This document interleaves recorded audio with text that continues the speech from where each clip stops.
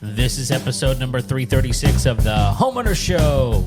Whether you're DIY or looking to hire, we're here to help you find the best information and options for you and your home. My name is Kevin Hackett, and here with me is Craig Williams. Hello, and welcome to the Homeowners Show. We are so glad you could join us for another not live. Well, we're in the studio. How you doing, Kev? We're live. We're here For each other. Doing good, man. Doing good. Life's good. Yeah? Nothing major. It was 56 degrees outside today. Oh, this morning? And then 90. So, yeah, no. Dude, it was awesome this morning. It was great. Life is good. And then it turned less good. So, anyway, no, I mean, things are good. It teased us with fall. Yeah, no, it did. I mean, it acted like it wanted to be fall and then just said, screw you for a little while. So just remind you I can text us at any time I want. That's exactly right. Don't forget who I am. I'm in charge here. But I mean, we had a pretty good weekend. Yeah, we did. We can talk about that. Can't we? We should talk about that. We should probably talk a little football. We should probably talk a little real estate in California because people are riding our coattails on that. Oh, yeah. So obviously there, people who are much more popular than us are listening to us. Yeah. Good old Rogan. No, it's not Rogan. Although that's different. There's other. Yes. We can talk about it. Yeah. Let's talk about it. So, well, let's thank the sponsor. Yeah. Because we need to thank the monies. The monies. That's right. First of all, we got Lone Star Appliance Repair. They are not the ones I'm trying to talk about. But we do like them. So go talk to them. Yeah. But the ones I'm really trying to talk about right now is True Texas Solar and Roofing. I got this weird look just now. If you're interested in a new roof, they're the people to call. You can talk to them about solar all day long, and they will tell you all kinds of stuff about solar. Tesla's the product that they're pushing right now, and we've said this multiple times. It's not because they're just trying to push the brand name. The truth is the brand name's the best. Mm-hmm. They just are. Tesla is top notch. They know what they're doing. Everything from power walls, which is their their whole home battery, to Tesla roofs, which is a really cool system. If you've not seen the Tesla roof, you should go look at it because it's literally a shingle that is a solar panel. Right. And so your whole roof it just looks like a solar panel. Or it looks like a shingle roof, but it's a solar panel. So you don't have those actual panels up on your roof. Right. Which, those have kind of become normal. But yeah, they do the whole roof system. Yeah, so if you're getting like a roof replacement anyway, and you've been thinking about doing solar, why not just do a twofer? Yeah, I mean it's at least worth looking into. Yeah, no, ask the questions. Yeah, and they're happy to answer the questions. Yeah, they're really knowledgeable about all that stuff. So they're a Tesla certified installer. So check them out. If you're driving a Tesla, you're halfway there. That's right. I mean, look, honestly, it's like everything else. I mean, I use a MacBook, I use an iPhone, I have an iPad, like I use AirPods. I'm kind of in the ecosystem. Right. If you're driving a Tesla, then you should probably be in the ecosystem too. Yeah. I mean, they play well together for a reason, right? Yeah, so absolutely. Yeah. So give them a call. Their number is 936-286-8325 and talk to Josh, and he will hook you up. Hook it up. That's right. Yep, give him a call. Right. So we got we took a fun trip this weekend. We did. We went and saw the lovable Nate Bargatze. Lovable. Hilarious. He was hilarious. Yes. The most impressive part is that he did 2 sold-out shows that day. And he did. Over 20,000 seats. That's right. I mean, it was packed to the brim. But he did two sold-out shows that day.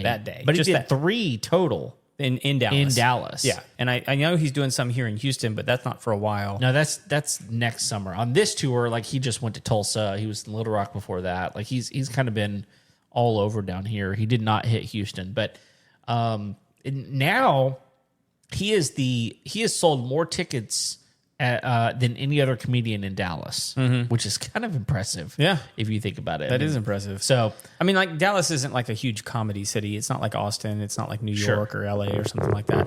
But excuse you. Thank you. But yeah, I mean, that's still impressive. I mean, it's a big metroplex. I mean, it's essentially two big cities in one. Well, I mean, you've got there's a lot going on there. It's a very large place, and the American Airlines Center is a beautiful building. It was a nice facility. Yeah, it's a really nice facility. We looked it up, right at 20,000 that it holds. A little more than that for stage shows. Yeah. But man, like he was there, and Nick Thune was there. Derek Stroop was there. Stroop was funny. Stroop is hilarious. Like if you've I've heard some of his other stuff. Yeah. He only did 15 minutes, but like it was funny. Yeah, he's kind of a yeller. Yeah, like he yells a little bit. It's not like a Sam Kinison kind of a yell. He Right. just kind of gets revved up. Yeah, he does. You know? It doesn't really rev back down. No, He just stays at that. he gets in fourth gear and he just kind of stays there. He just stays there. Yeah, Nick Thune is interesting because he plays the guitar the whole time. I dig. I see why. I understand why some people don't appreciate that. Sure. I liked it. Well, it takes talent to do that. But he was, usually he's doing. What's that guy's name? He's got a very like dry sense of humor.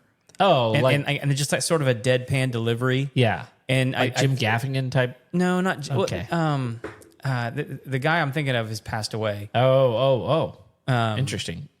I'd have to really think about who you're and talking about. he didn't really. And it was sort of similar because the guy I'm thinking of did like one-liners. Like that was, and yes, Nick Thune does do a lot of like one-liner type of comedy. He transitions very quickly from story to story, and they're not really even like stories. Sometimes it's just, what is that guy's name? I don't know. Mitch Hedberg.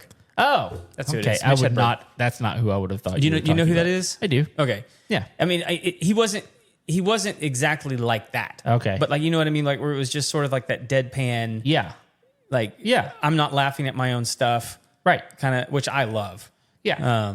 Like there's people that don't take themselves too seriously, which, I mean, Bargatze does some of that. Like sure. Sometimes he chuckles at himself, but like most of the time he's not. Yeah. He's pretty stoic. Yeah. Up there. So it's so funny because like you don't want to give anything away, but like especially people that might be going to see the show. But yeah. I was telling my mother-in-law about it. She's like, well, what makes him funny? And I said, well, I think the thing that makes him the most funny is the most real person that you will ever listen to. Mm-hmm. He's extremely real. He talks about things in ways that are just like, yeah, that's just what I'm thinking, and that's what happens, and then that's funny. Right. And so I was telling her about his opener that he went through. Oh, with the horse? With the horse. And I was telling her about it, and she was cackling because I was like, it's just funny, you know? Well, for me, the best bit he held to the end, which was the family group text. Oh my goodness. That was one of the fun. And if that's real, that's freaking hilarious. I have no doubt that's real. It sounded like real. It did. It really did. I mean, he was lit. Of course, the shtick is what the shtick is, but like he brought his phone out and was reading it. Yeah. And pretty amazing. It was awesome. Yeah. Pretty funny. It's worth going to go see. And not only that, like we should probably talk about the other things that we did while we were there. Oh, for sure. Mainly was eating. But yeah, that's true. But before that, like I'm also impressed with just his entrepreneurial mindset. Oh yeah. Like he is doing some really cool stuff. I mean, he's working on a TV show. Uh-huh. He's developing a bunch of podcasts for like other comics on his platform. Which I think is brilliant. It is. And he's bringing his friends up. That's the other thing is like, if you're going to do it, like lift a bunch of, how many people can you lift up along the way? Right. Not what can I do for myself? That's right. He's doing it the right way. It seems like it. Yeah. Yeah. So I appreciated that, but like, he seems like, cause I think you were telling me like, this is kind of like his farewell. Yeah. So, I mean, we'll see. I mean, because it looks like he's doing something else next summer that looks to be a different tour. So he may have changed his mind, but he's really kind of wanting to get into TV. But he's got this podcast. But the other thing that he's working on that people may or may not know about, I didn't know about till last week, is he's working on a amusement park. Oh yeah, that's right. You were telling me about that. Yeah. So he in Nashville, he has already got all the funding that he needs. Mm-hmm. He is going to build. Like it's not like some pipe dream. Yeah, it's no pie in the sky. Like what I've read is that this is actually happening. In fact, they kind of wrote it that way of like, this isn't something that he would just like to do. Like, it's already in the works. So pretty interesting. You have to imagine there's going to be a magic show in there somewhere. Yeah, probably. Yeah. But I'll tell you what I love about him more than anything is just he's clean. Yeah. I mean, there's nothing foul about what he says. And that's who he brings along with him too. It is. Yeah. Everybody's clean. Like, and you can listen to some stuff with him when he talks about that. Right. But he's got two main things that I've heard him say about that. He's like, number one, I didn't get to talk that way whenever I was growing up. Right. So why would I talk that way today? Like, that's one of his things. His second thing is like, he's got a 12 or 13-year-old daughter right now, but when she was 8, he was talking about these like, look, I want my daughter to be able to come to my show and not be like, why is daddy talking like that? Right. Yeah. So I just appreciate the value that, that he's putting forward. Yeah. I don't know if he's still like this, but Brian Regan was like that. Yeah. For most of his career. He was. I mean, I think he says like hell or something like that Sure. every once in a while. But like other than that, I mean, like he's a clean comic. And Yeah, I've heard people ask him about it like all the time. Why are you a clean comic? He's like, it's just the way I am. Right. And by the way, he's one of the most successful at this point. Like, you'd be, again, most successful comic in Dallas. Well, yeah. So he's obviously doing some things well. He's hosted multiple Saturday Night Live shows now. Yeah. If you haven't seen the Saturday Night Live bits, they're worth going and looking for. Really, just the George Washington one. That's really all you need to see. But there's two of them. There's two George Washington. Oh, is there? I didn't know there was two of them. Oh, okay. We got something to watch after the show. Yeah, there's two different ones. But that's the best one, man. It's so funny. So anyway, it just really, really fun. Yeah. Really, really good. Yeah. And we did eat some good food. We ate some good food. I mean, we'll best for last, but yeah. So what was it? State and Allen. State and Allen. Yeah. Which was pretty good. No, it was good. The atmosphere was a lot of fun. Yeah. I mean, it was this open air type of place, and it was beautiful weather outside. And so They said it was like one of the only green restaurants in Dallas. I don't know what that meant. Well, it's very sustainable somehow. I don't know what that means. Yeah. But their straws were sustainable, but they weren't like paper. Right. I don't know. I'm sure they're cleaning I didn't supplies even use a straw. or yeah, I was didn't having either. more delicious things that didn't require You a don't need straw. straws. But I'm sure they're cleaning supplies or, I don't know, organic. And I would assume that there's a lot of things, but I don't know specifically. I had their pizza. So did I. And it was very good. Yeah. And I'm kind of a snob whenever it comes to pizza. No, it was good pizza. It was good pizza. Yeah. It was brick oven pizza. One of our people that was with us got a hamburger. She said it was fantastic. Mm-hmm. We got some appetizers there. What else did we get? It was some dips. Oh, I got the triple dip. It was like the crab dip, the hummus, and the spinach artichoke. Yeah, it was pretty good. Yeah, those were the crab dip was probably my favorite of the three. Right. It was good. There was some other stuff that we got. We got like the truffle fries. Those were okay. Oh yeah, yeah. And like at the time they were good because we were hungry. Right. But then we had other truffle fries later on. And it was like, oh wait, those were terrible. Well, yeah, which is hard to do. Like whenever you have really good truffle fries and you're like, wow, these are great, and then someone tops them the way they topped them, that was different. Yeah. Now the next place we went was breakfast. Yeah, Oddfellows. Oddfellows, and this was in the Bishop Art. Excuse me. What did you say? You cannot go on the What did you Bargatze say, show. Craig? the Bishop Arts District. The Bishop Arts District. Wow. And Oddfellows, and again, we ate outside because it was gorgeous outside. Yeah, it was really nice. Yeah. And I will tell you, probably the most unique breakfast menu I've ever seen. Oh yeah, no. I mean, would you disagree? No, they had a bunch of options. They did. Yeah. Yeah, I mean, like your wife got the duck bacon sandwich on sourdough. Yeah, it was basically like a BLT but with duck bacon. Right. It was so good. It was really I've never had duck bacon before, but like I hadn't either. I want it again. Yeah, they did it right, whatever that means. Yep. They did it right. Yeah. What did you have? I had the chicken and waffles. Oh yeah. Because I'm sorry, you put that on the menu, I'm probably gonna try it. So I was hard pressed not to get that because it's one of my very favorite things. I love chicken and waffles. Right. And I almost went there. From my perspective, your wife got the best dish at the table because she got 2 dishes. She did it smart. And I appreciated that because I got a lot of it. She was a little bit over her head, but she wanted 2 different things. Yeah. And one of them was like an avocado bagel.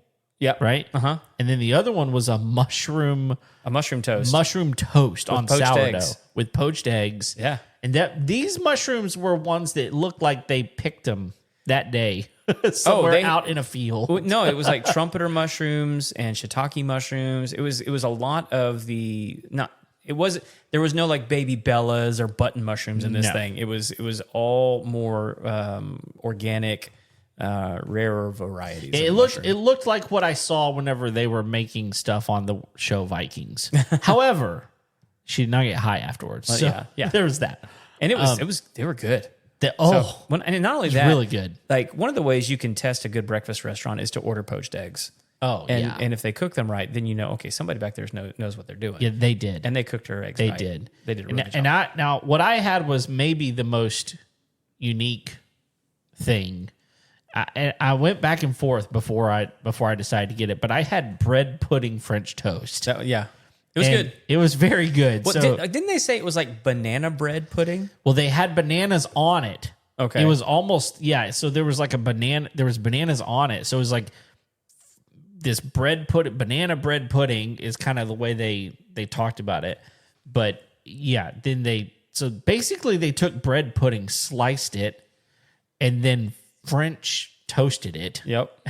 And put like bananas on top of it. And fruit, there was strawberries and blueberries all over it, and then pancake syrup. Yeah, it was really powdered good. Sugar and powdered sugar. Yep.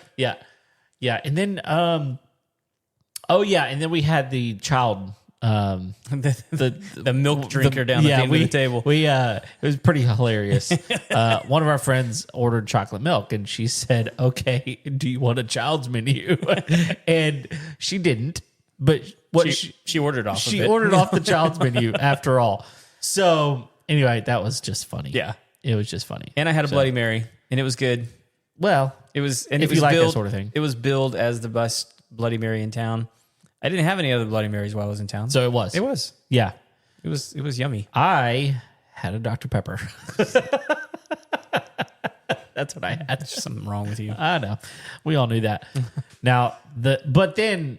We walked around for a little while. Yeah, that whole area is worth exploring. It is. Yeah, it's the Bishop Arts District. District, yeah. Center. I don't know. Whatever it is. Either way. Yeah. It's fun. They have all kinds of stuff. And it's like on the west side of downtown, right? Yeah, it is on the west side of downtown. Yeah. Not far from Oak Cliff, which you might think, oh goodness. But it's if you hadn't said totally that, I would have known. Yeah. But we're walking around and then kind of stopped at the end, waiting on some people, me namely, and stopped in front of this restaurant. Yeah. And I found it because I was considering getting a haircut. Well, that barbershop looked unbelievably that's cool. the whole reason I wanted to go in. I was like, I may need to go get I didn't even know if they did a good job. I just I wanted to go hang out in that place. Right. So it's basically a garage with a pool table in the middle and then a bunch of barber chairs around the edge. Yeah. And there's looked like a bunch of cool guys in there cutting hair. It looked exactly like that. The restaurant was next to the barbershop. That's how I found the place. And it's called Stock and Barrel. Yep. And this place is Michelin-recommended. Mm-hmm. And for a reason. Yep. I mean, everything we had was phenomenal. Everything. Yes. There wasn't one bad thing that I put that I tasted that night.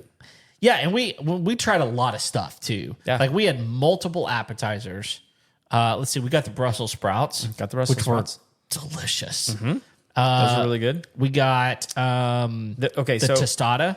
Yeah, so I got there were a couple of unique items that they had as like an amuse-bouche, and one of them was the tuna tartare with avocado on wontons. Yes, I got that, and it was like I think my wife tasted that because there was really like it's a small bite. Yeah, basically it was 3 bites of that thing. That was really good. She got something. she ordered something else. Well, this is where we got the truffle fries Yeah. with the aioli sauce. Yep. We did order some That of those. was Just dynamite. those stole the show in many ways. They were delicious. Yep. So for me, the most unique one that we had, or at least the one that I liked the most, was the whipped feta. Oh, dude. And it was just so funky. It was funky. And so, like, as I was reading all the ingredients that are in the whipped feta, I was like, there's no way that, because it was a standard menu item, I was like, there's no way that they don't know that this is delicious. And it was weird. It was so many weird things. I was like, there's no way that they don't know that this just works perfectly. Right. Because it was like whipped feta with chili oil, with tomatoes and pecans and currants. Currants with tomatoes. Who knew? Yeah. And what else? Thai basil. And when he brought it out, he said, "Now, don't do this wrong." And they had like little slices of bread, like And the bread was- toasted bread that was delicious, The right? bread was good. And he said, you have to start at the edge where you see the oil and drag it toward the middle and get everything. Yep. Don't just like mix it all together. He said, do not mix it all together, which a lot of people would do. But it was, honestly, I didn't want to, it was too pretty. It was. But like, honestly, like if you ever get like a loaded queso or something like that, what do you wanna, normally do? Yeah, you want to like get it all in there. Mix it up in there. No, he said, do not do that. Start at the edge, drag it to the middle. He wasn't wrong. Well, I mean, the guy's been there 11 and a half years. Right. Our server had been there a long time. So yeah. He knew what he was talking about. He did.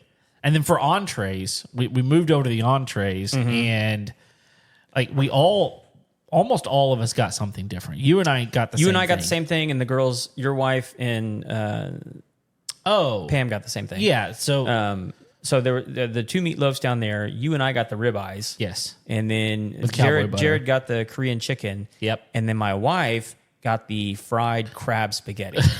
Yeah. Yes. That was different. And look, I don't really like spaghetti noodles. I don't mind other types of noodles. Just don't like spaghetti that much, which we can talk about being weird. I don't care. It's fine. I'm not the only one in the world, by the way, but That doesn't make it okay. it does. It really does.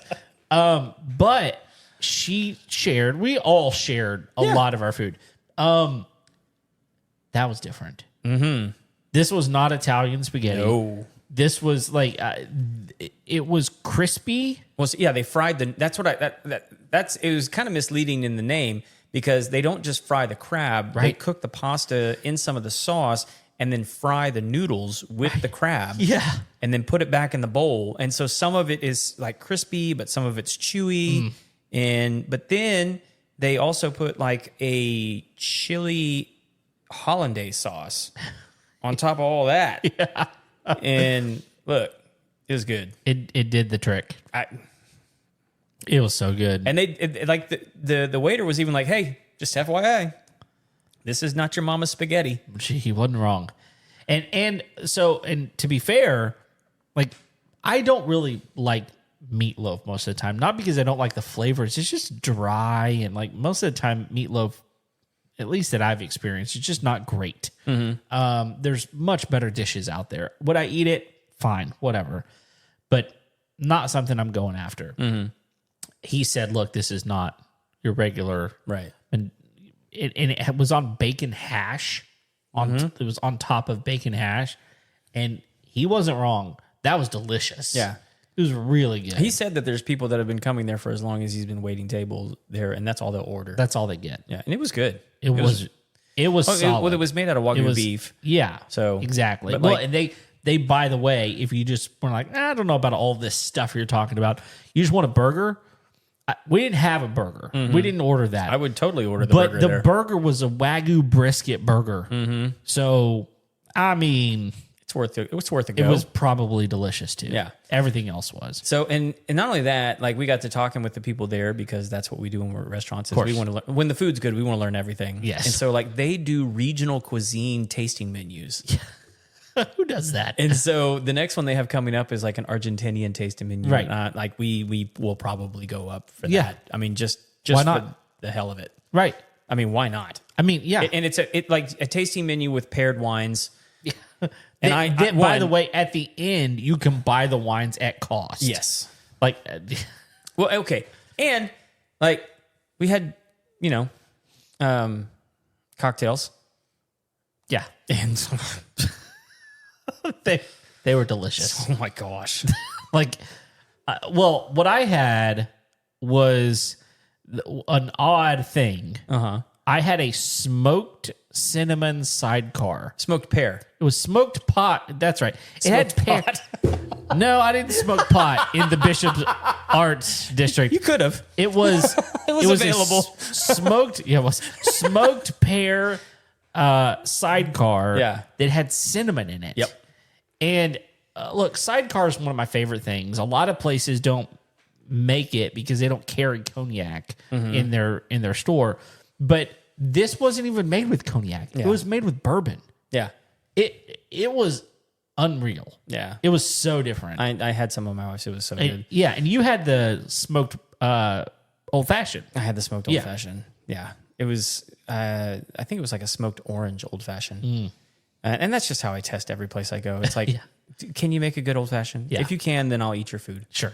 But if you give me some crap with like a bright red cherry, I'm done.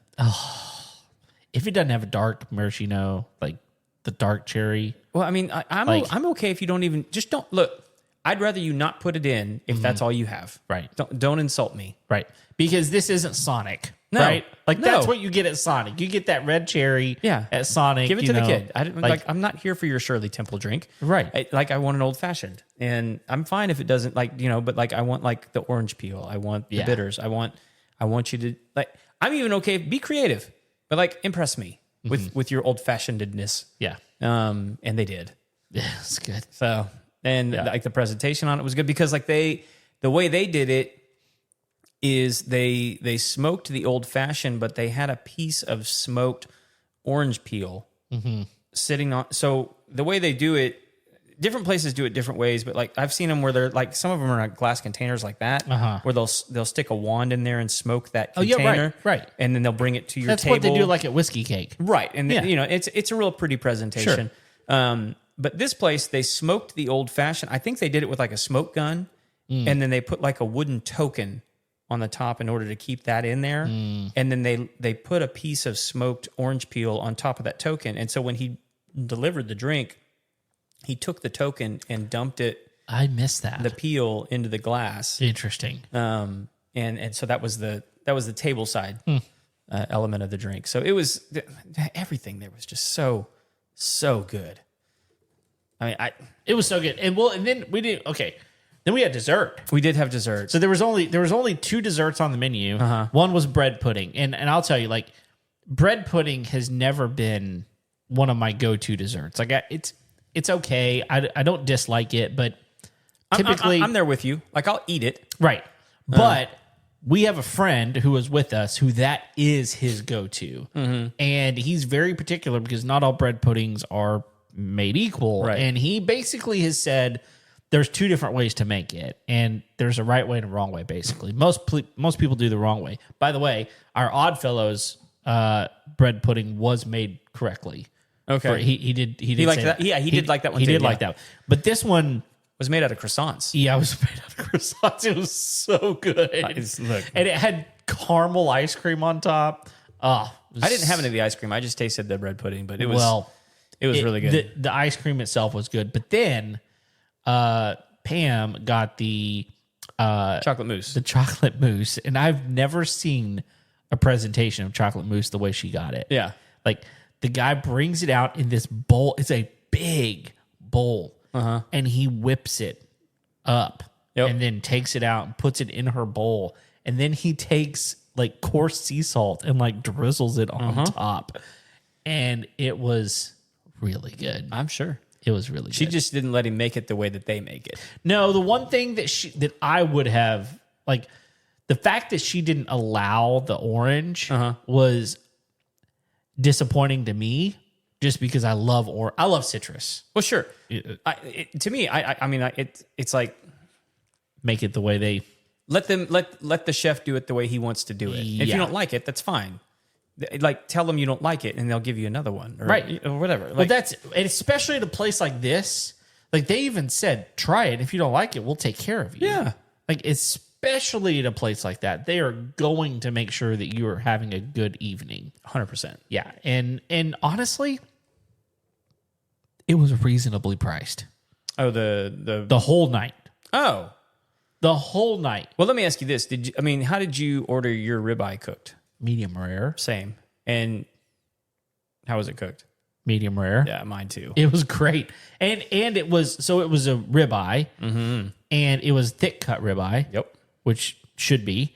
And it was a good cut. Like there was I ate all of it. Like there was no gristle. Mm-hmm. Like it was a good cut of meat. Yeah, and the marbling was good on it. It was caramelized just the right way. It was cooked perfectly. Which, we talked about this. Like, it's difficult to go to a restaurant and order a steak that I go, that's as good as what I might make at home. Mm-hmm. Because, I don't know, there's just something about my own way of making it that I season it up a certain way. Yeah.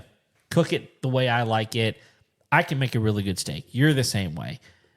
This was delicious. Oh yeah, I'd eat his every time. And it had cowboy butter on top of it, but that wasn't it. The cowboy butter by itself was delicious, but y'all, there was roasted garlic cloves. Oh yeah, that you mixed in with large roasted garlic cloves that you could just take your fork and press down on the garlic clove, and it just mushed. Mm-hmm. And you could just take that and mix it into that cowboy butter. It was so good. Yeah. And then we got the truffle fries again as a side. I think that was like half the reason I ordered it. I was like, I know I'm getting those fries all to myself. Oh, yeah. Y'all can just all pound sand because you ain't getting true. my fries. That's true. Now, you did have one other side that you didn't talk about. What's that? The ratatouille. Oh, I did order the ratatouille. Yeah. It was good. Yeah. It was really good.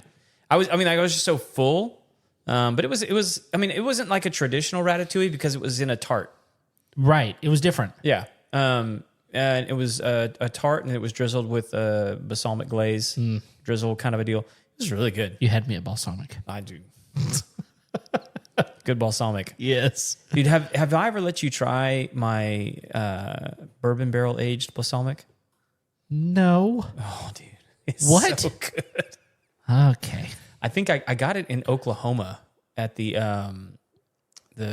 state park that we go. Well, I mean, you've been there. Sure. The state park has like a farmer's market on Saturdays. Okay. Well, and then like sometimes it's like a different times of the year. There's like a big farmer's market where there's like knives and like artisans and stuff like that. Interesting. I think we saw it the last time we were there.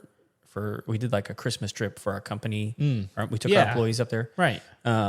And that's when I got it. Okay. But they do like a huge market. Interesting. And that's where I got it. Okay. I just need to see if I can order some more because I've eaten. Sounds great. Yeah. So, but anyway, Wanna talk football? yeah, we can talk a little football. Have you recovered? No. I'm pissed.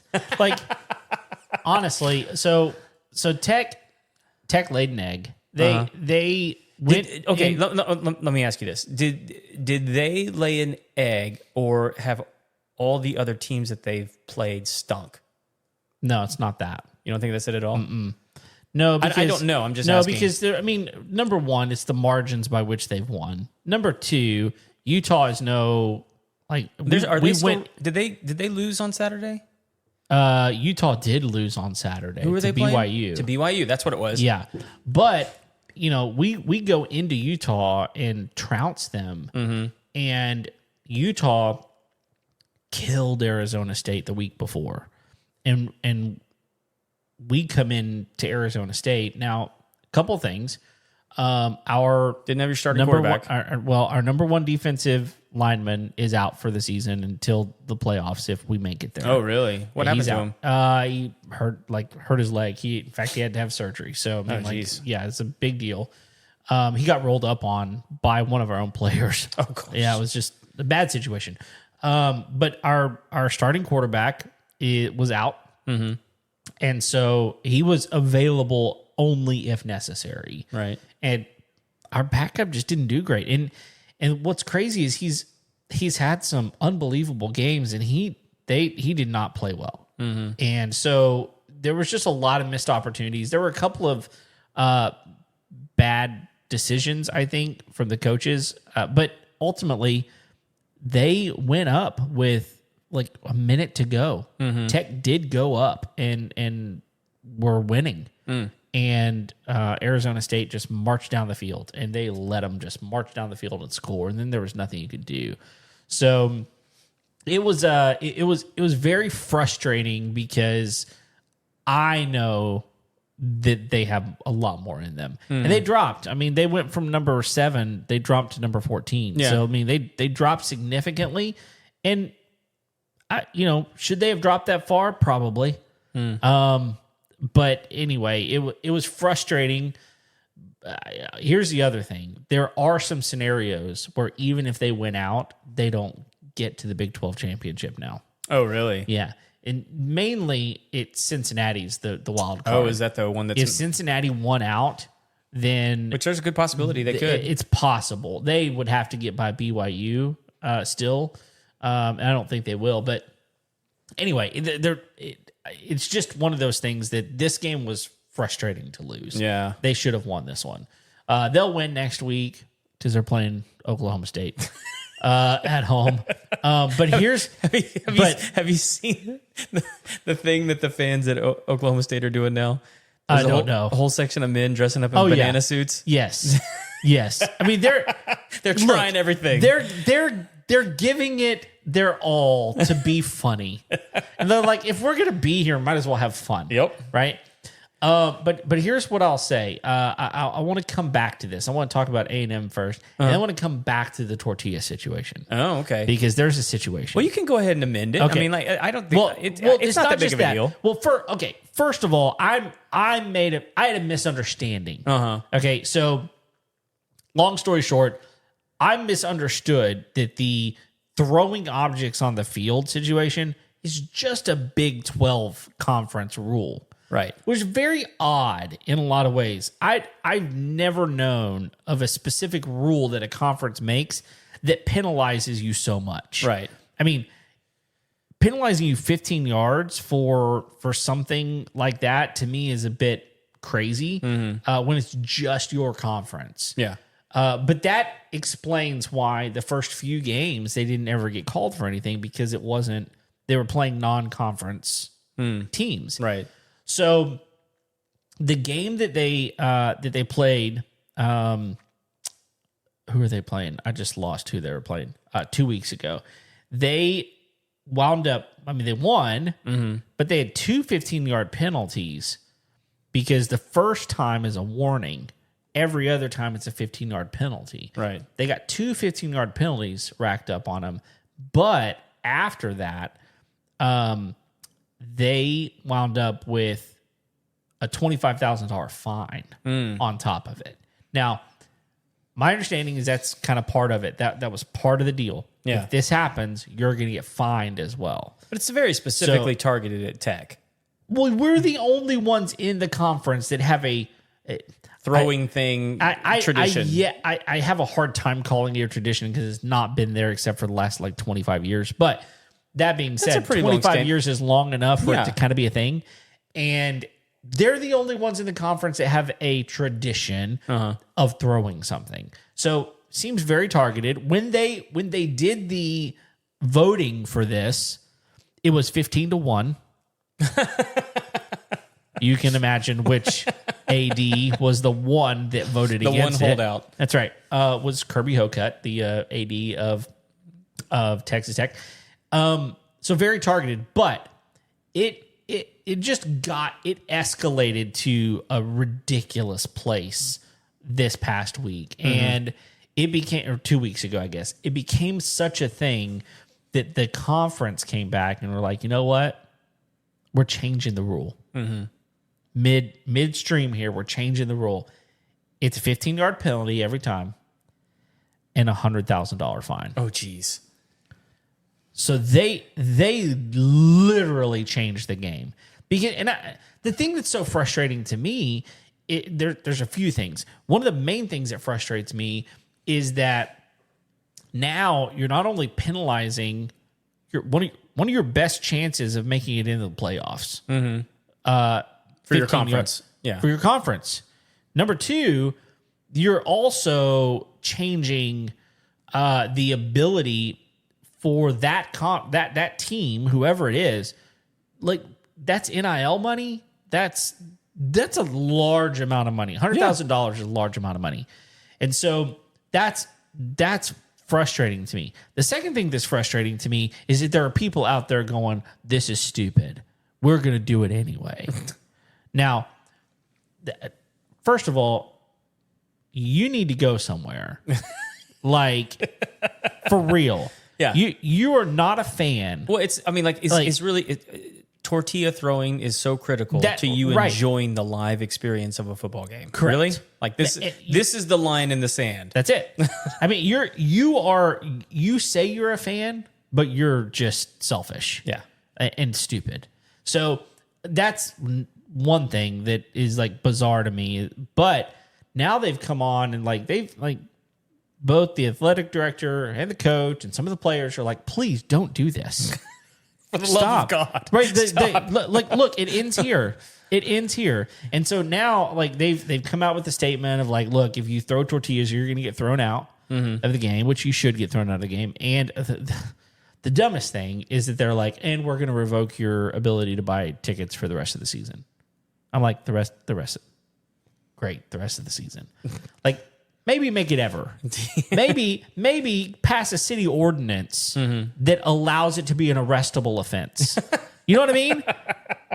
If you want it to stop, because here's the problem. This is the biggest issue. Yeah.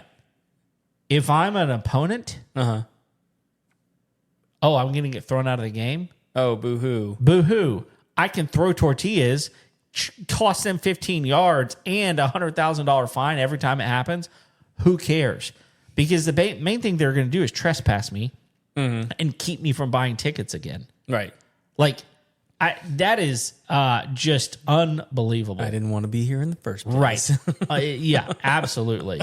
But you got to be, now there's a business opportunity for the guy that can get you tortillas. Right. Right. Well, and that's what they I mean, don't be selling chicken wraps in the stadium. Yeah, because it's they're monitoring this. Yeah. So it's okay, don't pick up that tortilla. You know where it's been? It's been in crevices.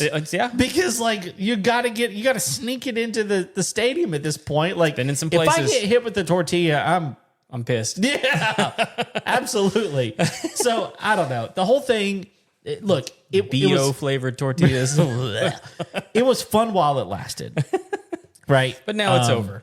But now it's over. It really is. It's something that needs to die. Right. And in fact, Coach McGuire said today in a press conference, he was like, "Look, the terrible towels at Pittsburgh are kind of cool. Maybe it turns into something else." Yeah.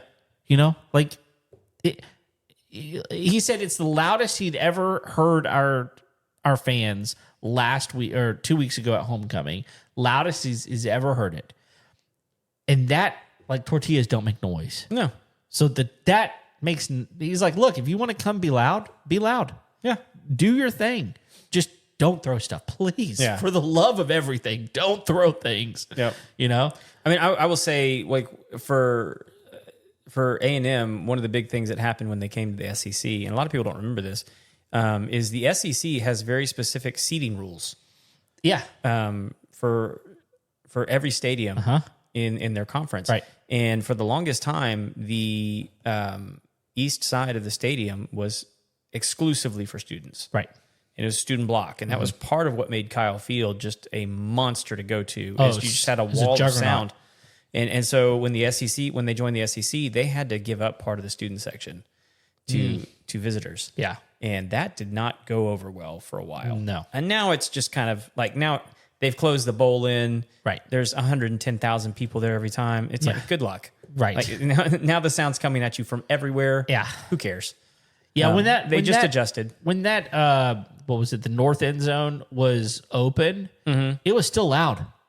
but not like it is now. Okay, so the north one is the zone. That was the first one. The south end was when they closed it in. Okay. So it's the south. The south when they closed that in. Yeah.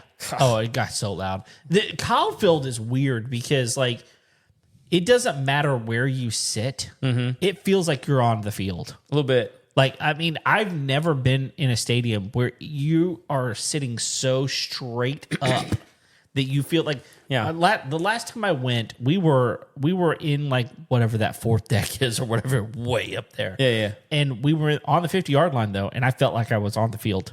Yeah. Like just on top of the field. Were you on the side? I was. Yeah. If you're on the home side. If you're in the ends, like the round end of the bowl, it's a little different. Sure, I can see that. If you're up high. But like if you're on the side, even if you're up high, it's not bad. It's worth it. I tell you what's cool about being up high for like a home game there is the fly. If you're there early enough for the flyover, oh yeah, that'll rock your world. It will. It will. It shakes the whole stadium. Oh yeah, yeah. It's pretty fun. Yeah. So, but the Aggies they survived. They survived. They did, and they're number three for it. Yeah. I mean, look, undefeated. So they're the only undefeated team in the SEC right now. Right. So I mean, you want to talk about painting a target on your back, right? So I think this next one's Missouri, is it? It is Missouri next. Yeah. So if they get by Missouri, I mean, really, to me, the big test is LSU. Yeah. I mean, it's not to say that I'm not worried about Missouri. Well, because you're playing there. Yeah, both of them are away games. So, but I would be more worried about LSU away than Missouri away. Yep. Although Mizzou, I mean, look, they show up. They show up. They do. They played Alabama tough. They did. So it'll be interesting to see, man. Did you say C-Man? C-Man? Okay, keep going. Yeah, no, I'm trying to keep my expectations low. Yeah. But it's hard. It's hard. It's hard. It's whenever your team is doing so well, and it's the best start they've had since I think I saw 1994. I thought I saw it was the best start they'd had since 42. No, it's like they were 7-0. They were 7-0 in 94. Okay. Either way, that's it's a long time. A long time. Yeah. Well, they won the Big 12 in 98. Oh, yeah. Right. So I mean, they've had, but they weren't 7-0 that year. No. So no. But I mean, they've had good seasons. Sure. I mean, I think one season they ended like number 10, but that was before the playoffs. Yeah. And everything. So it's one of the weird things I was listening to today is when apparently they changed the rules for the playoffs this year. Okay. Meaning they're going to pick the top 4 teams before conference championships. Oh, they are. Yes. And so there's going to be 4 teams that just have, which I think is that to me makes more sense. So there's a possibility, that a school like A&M could be in the top 4, but not go to the SEC championship. Yeah. It's just there's a weird set of circumstances where that could happen. Yeah. Like say they just drop a turd and they lose to Missouri. Sure. But then they win out against LSU, South Carolina, and Texas. Yeah. You don't think that after they beat those 3 that they're not going to be in the top 4? Yeah, probably. I mean, it's possible. It depends on how everybody else ends up. There's a lot of other variables involved in there. Yeah. But, it's possible. But like right now, 4, 5, and 6, all SEC. Right. I don't even know who's number 7. Is it Georgia? No, Georgia's 6. Oregon then. I think it's Oregon. You're right. I think it is Oregon. But anyway, so here's what I'll say, man. Neither one of us got to watch our teams play on Saturday. We didn't, because we were at Nate Bargatze. Yeah, we were at a show. No, Oregon 6, Georgia Tech is 7. Oh. Yeah. Anyway. Oh, 3, 4, 5. Sorry. Yeah. Yeah. And Georgia Tech, man, I mean, like, where'd they come from? it's our, I know, discarded quarterback over there. Yeah. It's true. Look, I'm happy for him. I'm glad he's doing good. Here's what I'll say, man. If Arkansas gets the right guy at the helm, they are going to be a force to be reckoned with. Taylor Green, Yeah, he's holy good. crap, man. Yeah. That guy's a monster. Yeah. Like he is Johnny Manziel with longer legs and a better arm. Oh, that is a statement right there. I mean, Johnny Manziel, that dude was crazy good. have you watched this kid? Much? Yeah. Like I have. When he gets in the open field, look how like he covers like 3.5 yards with a stride. Oh my goodness. It's ridiculous. I mean, he just eats up so much ground. I know exactly why. I mean, like if you want to say anything about the Aggies, the Arkansas exposed, like if you have a mobile quarterback, get him in the open field because that's their weakness. Right. I mean, he single-handedly handed the Aggies 42 points. Right. I mean that 42. That's a lot. Yeah. Well, but okay, and not only that, and so like everybody's looking at it. They only won 45-42. Well, they had 2 really long touchdowns that got called back. Right. One was like a 56-yard run by Marcel Reed, which I mean it was holding, but like I mean let him play football. Okay. It wasn't like he picked him up and threw him in the ground or anything. I know that you have to call it, but like, it was at the point of attack. So it's just yeah. It really like it really didn't have any consequence to the play, and like that kind of stuff just bothers me. Yeah, but it was holding. Yeah. I'm not saying it was the wrong call. It's just like, come on. Yeah. But and the other one was one that got called back when it was a long run by EJ Smith, which that breaks my heart. Yeah. I love that kid. Yeah. Well, I mean, look. Yeah. I mean, look, a, 7 carries for like 42 yards in the game. I mean, he's good. And he's third string. Right. I mean, put him out there. Right. Let him do his thing. Let him play. So let him play. Yeah. So I don't know what's going to happen with all that. It'll be interesting to watch. Yeah. I mean, look, if they want to win out, I'm here for it. Yeah. Yeah. I'm here for all of it. That would be okay. That would be very crazy. That would be very interesting because at that point, I don't see how you don't put them number one. Yeah, I mean, I don't know how you couldn't. I just don't see how you don't. They would have to be 1 or 2 at the worst. But it'd be tough to put them in front of Ohio, though. It would. It would be. They're so good. They're so good. And I still think would they win like 36-0? Yeah. Oh yeah. Wisconsin? Yeah. Which I mean, like, they're not. I mean, look. Yeah, they're not great, but they're no chump. No, of course not. Here's what's crazy to me. I still think, and you're gonna hate me for saying this. I still think A&M is the most beatable team in the top 5 right now. Okay. But that being said, that doesn't hurt my feelings. The thing about that though is that they just keep finding ways to win. Yeah. And that's really the mark of a good team. Mm-hmm. Like it's one thing to blow the socks off people, right? Yeah, that's like every single time you run every single time. Yeah. But winning is the name of the game, right? And if you are just a winner, right, you find ways to win. Yeah. And so I look, it's interesting. I am in no way an A&M fan. Never have been. Never will be. But they're playing good ball. Yeah, I'll say it. You heard it here. It's the only place you're going to hear it. I'll never say it again. Yeah. Well, not only that, man. Like when you looked at the lineup for Saturday, I mean, like I looked at it and was like, "Dang, Arkansas's got like 8 guys from their starting lineup, like that are out." Right. And they played a heck of a. They still did fine. Yeah.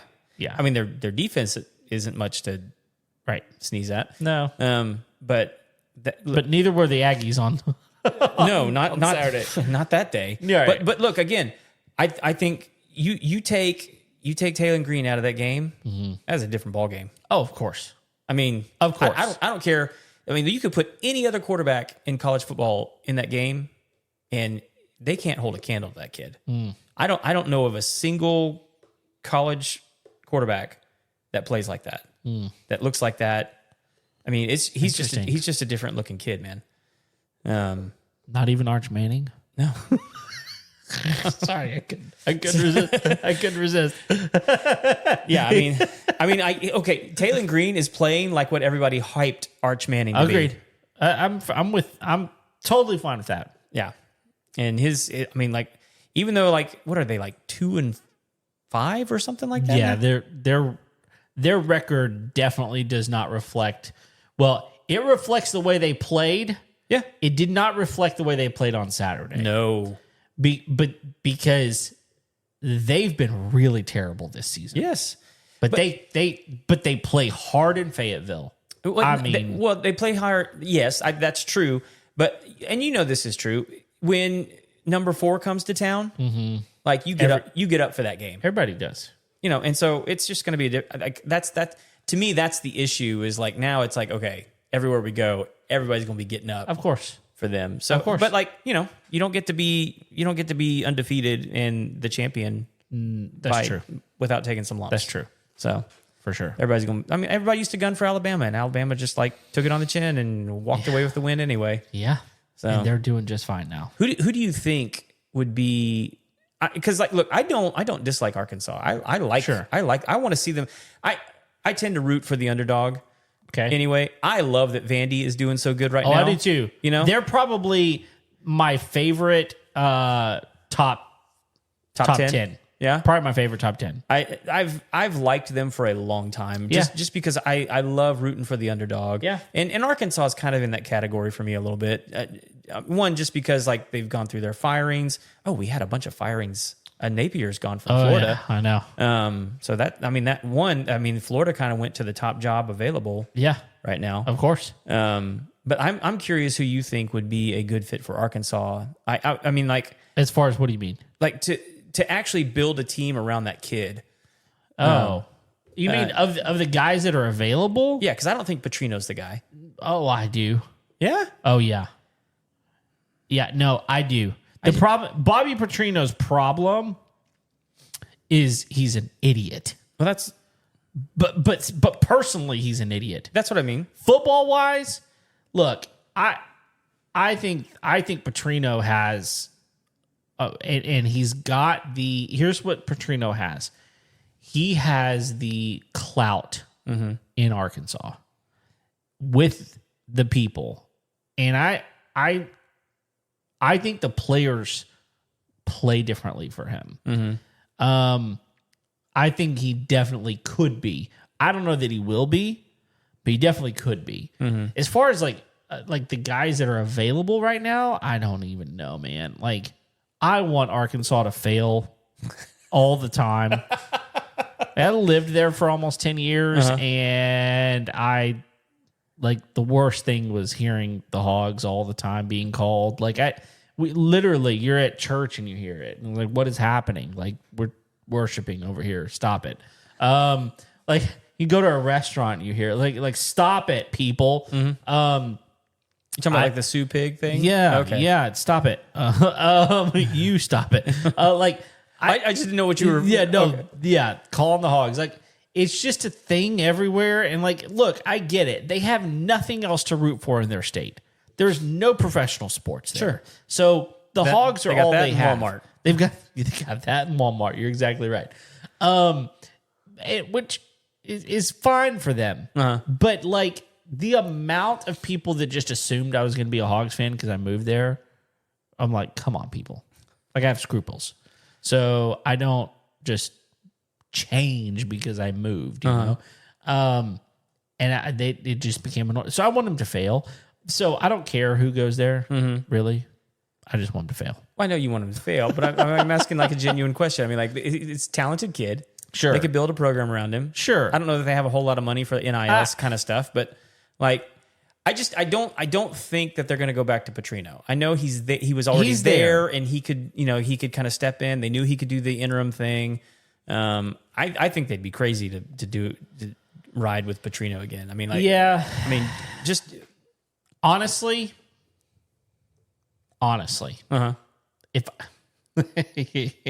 if you asked about finding someone for him, Yeah. I'd hire Jimbo. Oh, really? Mm-hmm. Okay. I actually don't think that's a bad idea. Just because of it being The quarterback. Yes. Yeah. I mean, he's put out some pretty good quarterbacks. Yes, he has. So, that's probably the one I'd go with. I don't think that's a bad idea. Yeah. I mean, I hated him at A&M. Of course. Most people did. So for several reasons. Yeah. I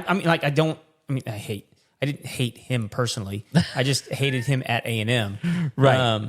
So I think I'm sure he's a nice guy. Yeah. But I think he could probably do pretty well at Arkansas. Oh, I do too. I absolutely do. Yeah. The other person, He also just doesn't need a job. I mean, no, he doesn't. From now on. I mean, The other person that I think is an interesting idea would be Mike Gundy. oh, that could be interesting. I mean, look, Mike took a ton of flack. I think everything Mike's going on. kind of tired though. Yeah, well, maybe he is. Yeah. Maybe he is. But man, the guy. This year's a weird year. The guy's a winner. Mm-hmm. I mean, I hated playing OSU. Oh yeah. Whenever he was there, every year I was like, I don't want to play them. I definitely don't want to play them at home. Yeah. You know, so I don't know. I think Jimbo's number one. I think Gundy would be an interesting idea. Yeah. So I don't know. Who would remember the offensive coordinator for Sumlin at A&M that was the Tech quarterback? Oh yeah, it was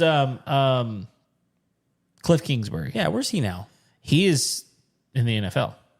Oh. He's in Washington with the Commanders. He's the offensive coordinator. He's offensive coordinator, which is exactly what he needs to be doing. Like he's an incredible. Did he had offensive he had coordinator. coached somewhere though, didn't he? Yeah, he was the head coach at Arizona. Okay. I thought that was Sumlin. No, NFL.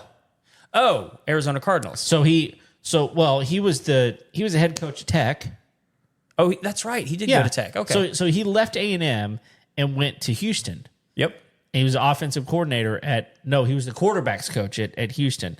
Then Tech hired him to be the head coach, and he was just a bust there, which really sucks because he was the hometown kid. Yeah, everybody today, everybody loves Cliff Kingsbury. I mean, the guy had 94 college football touchdowns. Yeah. So he's a legend in Lubbock. But then he took a job as the offensive coordinator at USC. And quit that job to be the head coach at Arizona, which everybody was like, what in the world? Like, you were a failure at Texas Tech. And you got hired to be the head coach at Arizona, an NFL team. It didn't make any sense. But then he left that, and now he's the offensive coordinator at Washington. Was he no good at Arizona? No. No, he wasn't. And he had Kyler Murray there with him. Oh my gosh. And he knew him. He recruited him. Yeah. So he had a lot going for him and just couldn't do it. And he's honestly done really well in Washington. OC. Yeah, he's done really, really well. So yeah, I'm just kind of wondering if there's like a really good OC out there that might be the right pick for, because I think Arkansas, they've got a quarterback that can really make it happen. They used to be a pound and ground team. Sure. And like with this kid, they could totally change that. They just need like just a that is dirty defense. That's definitely who they have been, is, just pound it up the middle type of thing. And I am not familiar with offensive coordinators across the league. There likely could be somebody out there. Now, I'm kind of concerned they're going to go after ours. You think so? Colin Klein. Yeah. I mean, that's usually what happens to us is we get a good OC and then he gets a coach. That's exactly what happened with Kingsbury. Sure. Because he was, he was Johnny Manziel's OC, and that was how he wrote his ticket everywhere else. Of course. Yeah. So, well, you want to talk about this story from PBD? Yeah, let's do it. Yeah. So, I mean, for those of you that listen to the show regular and often know that we have been singing the song about insurance in California and really in the Gulf Coast and the Southern Atlantic coast and what's been happening there. And obviously the PBD podcast has been paying attention to what we've been talking about because they just I guess it was earlier this week, ran this story. We got this clip from Patrick and Mr. Tom over there. Yeah. Talking about what's happening over there in California. You want to roll it? Yeah. Let's do it. So let's watch it. Put a link to the clip in the... Yeah, we will. It's a really bizarre situation. Do you want to go after it? Yeah. This is what makes it extra weird. Is most people don't understand why they even have homeowners insurance, because you're required to have it. Have to. If you have a mortgage. If you have a mortgage. Yeah. So what they're running up against now are homeowners in California that have homes that are generational homes that have been paid off for a long time. They own the home outright. And they're still carrying homeowners insurance because it's not a bad idea to do. Sure. In catastrophic, especially in California, in a place where there's fires. Right. So what's happening is the insurance companies are flying drones and they're targeting these homes that are paid off. And I say targeting as if it's malicious. Like they're looking in on the people that they're carrying policies on. Right. And they understand that these homes are paid off. And so like these customers don't necessarily have to have insurance. And if the insurance company is being honest, they kind of don't want to carry them either. Sure. Because they understand that they're a much higher liability than most of their other clients across the country. Correct. So they're flying the drones and then they're sending them notices saying like, hey, your roof is 30 years old. And what Tom was pointing out in the video is a lot of these homes have like cedar shake shingle roofs, which can last a long time. Sure. Like 30, 35 years. Yeah. And so they're saying, hey, your roof is, in disrepair. Right. We need you to get a new roof. And the homeowner's like, I don't want to get a new roof. And, oh, by the way, I have no issues. Yeah. It's not leaking. It's not leaking. No issues. And so like they're responding back and they're like, oh, well, then just send us a notice within 30 days letting us know that you've done the repairs, or we're going to drop we're either going to drop you or we're going to raise your rates to ridiculous amounts. And so like the people are fighting it. Yeah. Because like they're looking at it going, okay, like I own the home. I don't have to have you. Right. But then they're going back again to the affordable plan, which is a joke. Yeah. And so like they're looking at it going, I can't get insurance. Right. And oh, by the way, these insurance companies are threatening them. Hey, you have to replace your roof. And they're like, I don't want to. And they're like, well, if you don't, we're going to drop you or we're going to raise your rates. And they're like, no, I don't want to. And they're like, okay. And then nothing changes. Yeah. They still retain their homeowners insurance. Well, then later they're coming back with a notice of you have 30 days to show proof that you have repaired your roof or changed it. We didn't have any repairs to do. There's nothing. Yeah, that's the stupid part. Is like they're not actually doing inspections. Right. They don't know that anything's wrong. They're just looking at it going, we can look at this and go that you haven't, replaced your roof in 10 years. Right. We don't want to have to deal with this. So why don't you go ahead and replace that? And so they did nothing. Yep. They're like, I'm not going to do it. And I'm not going to send you proof of anything. And nothing changed. They kept their rate. They kept their insurance. It's bizarre, nothing changed. man. It's like this weird, like pushing you to the edge and then going, it's fine. Yeah. Like, well, and if you as an insurance company are going to be badgering your customers about their roofs, yeah, and you're saying like, we're not going to cover you unless you do this, like give them an incentive to do it. Sure. Like to me, it's like, hey, if you replace the roof, we'll, reduce your premium by 30%. It's something. I mean, like give them something. Right. I mean, but like, no, it's like, hey, replace your roof and then it's going to go up anyway. Right. Because your state is full of morons that won't do any forestry management. That's the biggest problem is everybody in the area knows the problem is the forest. Yeah. And you are not managing them and you refuse to manage them, even though everybody knows it's a problem. Right. And the insurances they're the ones that mainly know it's a problem. Because they're like, look, this is going to affect us. So we're going to drop you. And they don't drop you. Because why? They want their money. Well, they like getting the money, but they also don't want to get into a legal situation. I'm sure that's true. Especially like if they start dropping a bunch of customers in California, I can guarantee you like somebody's going to put together some sort of class action suit. Sure. And that's something they just don't want to deal with. No. I mean, You want to talk about what's more expensive. Right. Yeah. Definitely more expensive. And so they're not stupid. No. So what it seems to me like they're trying to do is using scare tactics in order to get people to self-quit. Yeah. So that they're not having to deal with the aftermath. And so later on when they come back and they're like, you wouldn't cover me. And it's like, no. Yeah. You're the one that decided to step away from this. Right. So, but like the only people that can do that are people without mortgages. Right. And again, we've talked about this several times where it's like you are creating a situation where the only people who have a viable chance in the market are those with cash. That's it.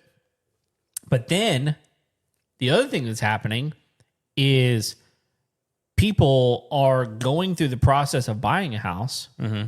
They've gone through the entire process. They've put in an offer. They've had an accepted offer. They've gone through escrow. They've gone through like giving them all the documents that they need. You're cleared to close. Yep. And then you get to closing and realize I can't afford that insurance. Yeah. I didn't know. You didn't tell me insurance was going to be that much. And they're like, we didn't know it was going to be that much. And so, but here it is. And they're like, well, we can't afford that. So we have to back out of the deal. And so now these realtors are in a bad way because the realtors are going back to the homeowner going, look, your deal fell through. And they're like, what in the world? Why is the deal fall through? You're a horrible realtor. And they're like, no, I was the insurance company. But no, now it was the buyer. The buyer didn't understand the finances. Right. And probably because their real estate agent didn't explain it to them well, or their insurance agent didn't explain it to them well, or they got in over their head and they didn't really realize what was going on. And this is happening all it's not just like time. a one-off. This is happening a bunch. It's happening a bunch. But here's the downstream of this, and we've been watching this for a while. And for a while, it was for political reasons, and then it was for social reasons, because of schools and COVID and just all the mask nonsense and then job nonsense and I mean all that just crap that we went through for a couple of years. But now that everyone has now left a bunch of people have left California for Florida and for Tennessee and for Texas. Yep. Those are the top three places. What do you think is going to continue to happen? Tech companies are moving out of California. They're not moving in. Nope. Any manufacturing is going to be moving out of California, not into California, because of taxes and because of home prices. And you can't hire employees when they can't afford the homes. So what's going to happen?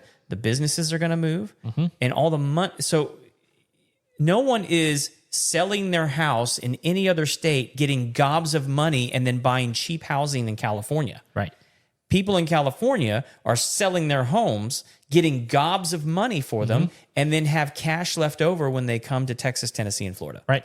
And by the way, when they get here, they're calling their old neighbors back in California. It's like, hey, do you know that this is great? Like you can sell your house, keep a lot of money, put a healthy down payment where you're not paying PMI here in Florida, Tennessee, and Texas, and it's pretty nice here. Yeah. The housing, the living costs are low. The jobs are good. Yep. I'm working remote. You could probably work remote. Right. The schools are good. Then people are nice. Yep. The weather, the weather's the Well, weather. the weather's here. But there's some downsides, but you won't be poor and destitute and without a house. And you don't have to deal with all of that. Yeah. And we don't let our forests just burn. Right.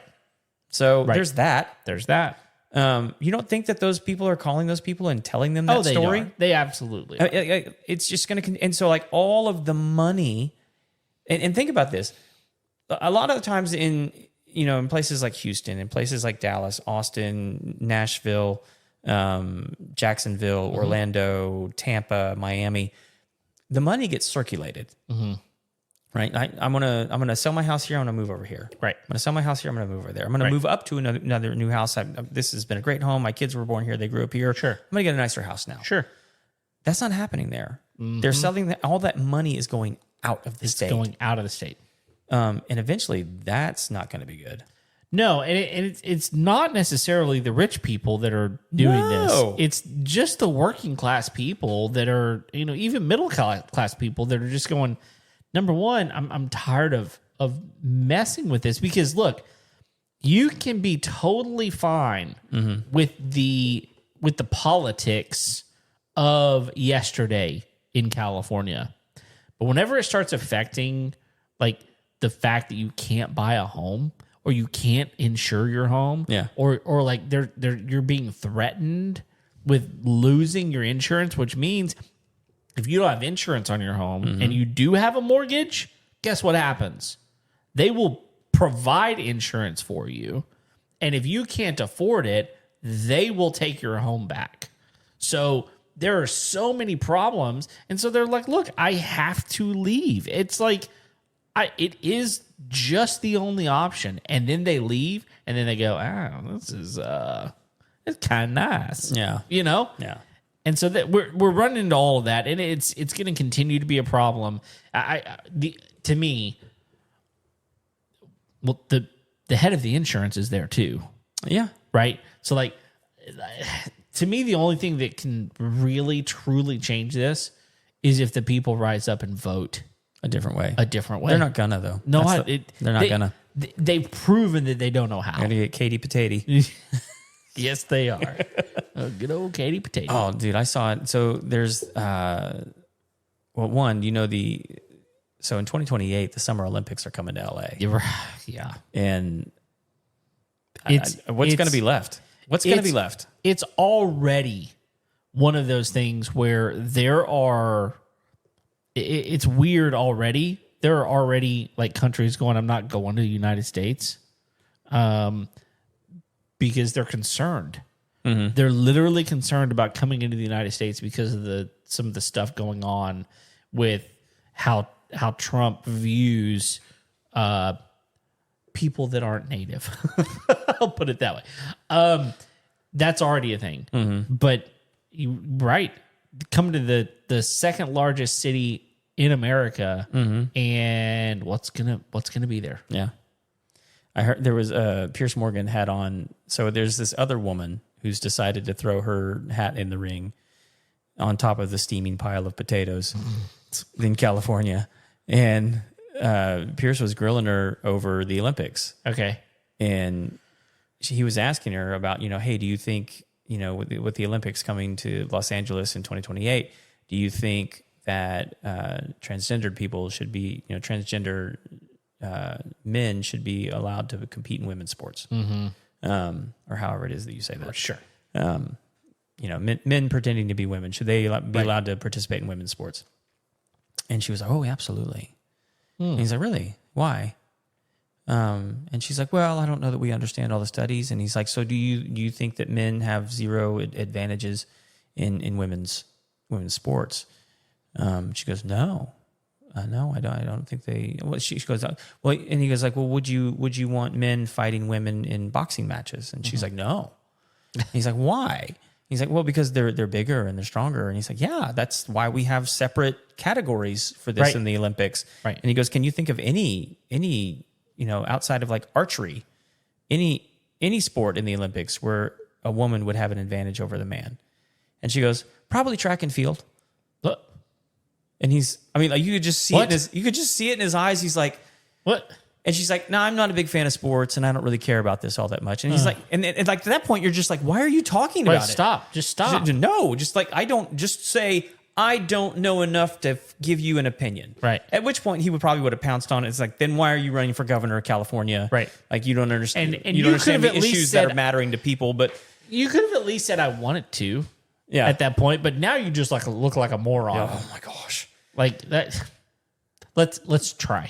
Let's try. Let's try and be reasonable. Yeah, they don't know how. It was like, okay, so what the reason I started even chuckling about it is like, oh, so like Katie actually was the better candidate. Shocker. This is it can get worse. It can get worse. Yeah. And it did. It did. On national. And it took all of about a week. It took a guy from Britain. Wow. That's fantastic. To go, hey, should you be governor of anything? Right.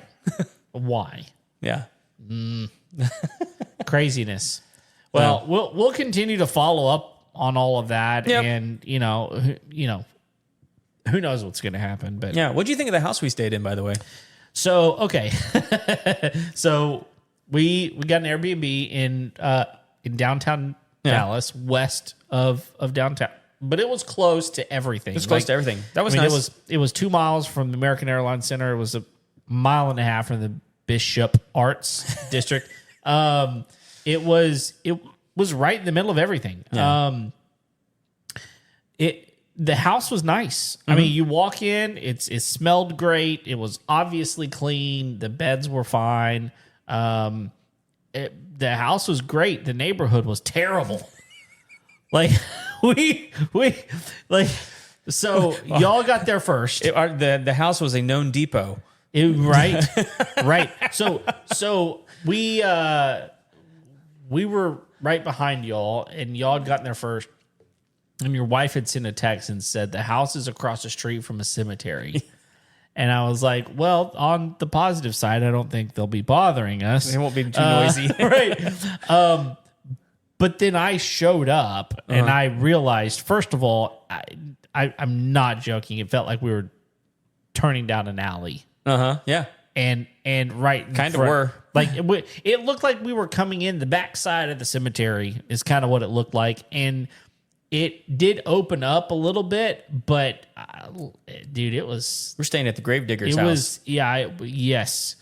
It was the nicest house on the block. It really was. It was fenced in really nicely with a wrought iron fence, automatic gate. Like as far as that goes, I honestly never felt unsafe.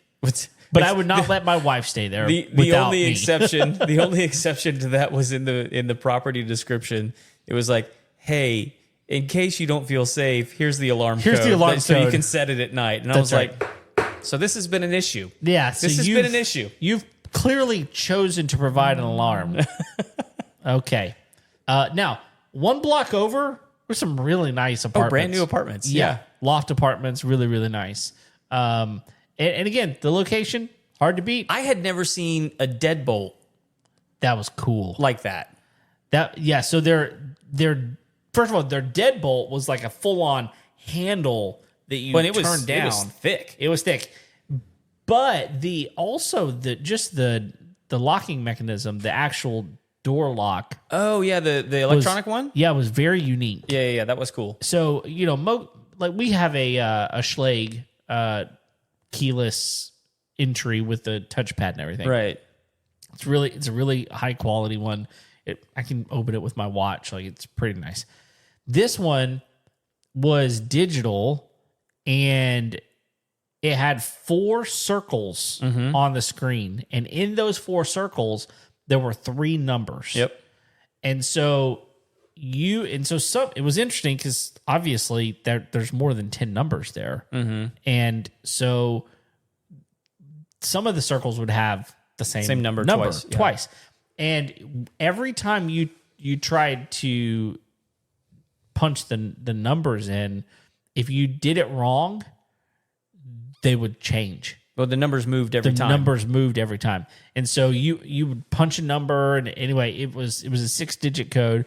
The code was, I'm just kidding. But you would do those, and then you had to press there's a thumbprint reader. Yeah. It was very unique. Yeah. I've never seen anything like it. When we were talking about it after we checked in, because we'd done it a few times that's how we noticed that the numbers changed because you're like, most of the time there's the 9 digits with the 0, right. And you just kind of remember the code and put it in. It changed every single time, and so you really had to think about what the number was instead of the pattern on the keypad, right? And Jared brought up while we were in there, he goes, well, it was probably because they've had so many of those manual numbers. And I've seen this at a lot of houses that I go to where you can tell what the code is a little bit just because the numbers that are worn a little bit on the pad. As long as you get the right sequence, you can open them. You have 16 different patterns of those 4 numbers that you can do. Right. And so... But you can kind of tell, okay, I know that it's these 4 numbers. Right. This one you have no way of knowing. Right. And it's a 6-digit code, and that the pattern's never the same. Right. So it was a very cool lock. It was very unique. And the other thing is that it locked every time. Oh yeah, every time you couldn't unlock it. I'm sure that's a setting that you could change. But again, in a neighborhood where, they're giving you the alarm code to feel safe at night. Right. Probably a good thing. Right. Absolutely. Other than that, like, what did you think? It was fine. Yeah. Yeah. It was. You could tell it was like a much older home that had been renovated, and there has been additions. Added on. Yeah. It had a really big backyard. Huge backyard. Yeah. So that was all fenced in. So like if you want to let your kids play in the yard, I don't know why you would. The backyard was like an 8-foot fence. Yeah. It was really tall. So it was cool. I mean, it was kind of typical for like what you see even in Houston as for like an older downtown home. Sure. Set up like that. I mean, I'd probably stay there again just to be close to the Bishop Arts Center. Sure. Or Bishop Arts. Is that what it is? District. Thank you. That was because that to me was like the best part of the trip was just hanging out there. Yeah, and no, seeing it was everything totally fun. And there were a number of places down there that we would have eaten. Oh, there was a jazz club. Yeah. If we had been staying the night, because we had to come back early. But if I'd been y'all, man, I'd been out at that jazz club. We were tired. We were tired. If I was staying the night, I wouldn't have cared if I was tired. I'd have been at that jazz club. Well, most likely we wouldn't have left. Oh yeah, we probably would have gone from dinner because y'all were leaving town, and so y'all brought us back to the house, and it was kind of like I don't really want to leave again. Yeah. If we had just finished dinner, we probably would have gone to the jazz club, and that I would have done that. Yeah, without doubt. Yeah. So good trip. Yeah, for sure. So. Well, thank you guys for listening to this episode and for downloading it. And listen, tell all your friends. We're trying to beat all the other people out there. We're whooping a lot of them. See, we are. But we appreciate your help with that. Like and subscribe. Go leave us a review on Apple Podcasts. You can also leave a review on Spotify. That would help. Lots of places. So anyway, thanks for being here. Until next time, see you later. See ya.